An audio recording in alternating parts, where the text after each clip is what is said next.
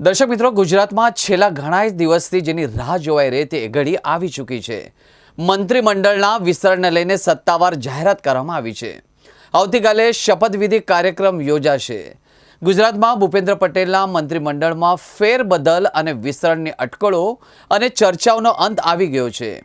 મંત્રીમંડળના વિસ્તરણને લઈને સત્તાવાર જાહેરાત કરવામાં આવી છે, જેમાં શપથવિધિની તારીખ અને સ્થળ પણ ફાઇનલ કરી દેવામાં આવ્યું છે. મુખ્યમંત્રી ભૂપેન્દ્ર પટેલના મંત્રીમંડળમાં નવા મંત્રીઓનો સમાવેશ થશે. આવતીકાલે એટલે કે 17 ઓક્ટોબર 2025ના રોજ ગાંધીનગર ખાતે આવેલા મહાત્મા મંદિરે શપથવિધિ યોજાશે.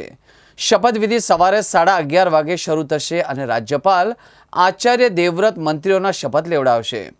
આવતીકાલે શપથવિધિ થવા હોવાથી આજ સાંજ સુધીમાં અનેક મંત્રીઓ પોતાના પદ પરથી રાજીનામું આપી દેશે.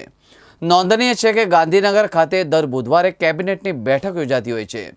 જોકે ગઈકાલે એટલે કે 15મી ઓક્ટોબરે કેબિનેટ બેઠક મળી ન હતી અને 2 દિવસ ભાજપના તમામ ધારાસભ્યો અને મંત્રીઓને ગાંધીનગરમાં હાજર રહેવા માટે સૂચના પણ આપવામાં આવી છે. આ તમામને આજે બપોર સુધીમાં હાજર થવા આદેશ કરાયો છે. જે પણ ધારાસભ્યોને મંત્રીમંડળમાં સ્થાન મળવાનું છે તેઓને ફોન આવવાના પણ શરૂ થયા છે. સૂત્રો પાસેથી મળતી માહિતી મુજબ આજે બપોર સુધીમાં મંત્રીમંડળ રાજીનામું આપી દેશે અને શુક્રવારે સવારે 9 મંત્રીમંડળ જાહેર કરવામાં આવશે.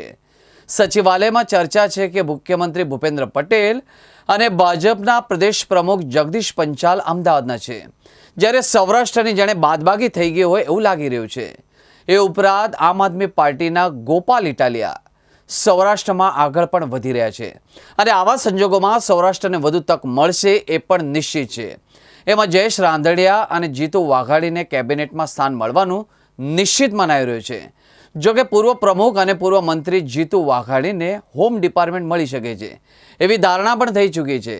મંત્રીમંડળના આ વિસ્તરણમાં સૌરાષ્ટ્રના ધારાસભ્યને વધુ મહત્વના પદ આપશે અને ખાસ કરીને પાટીદારોને વધુ મહત્વ મળશે.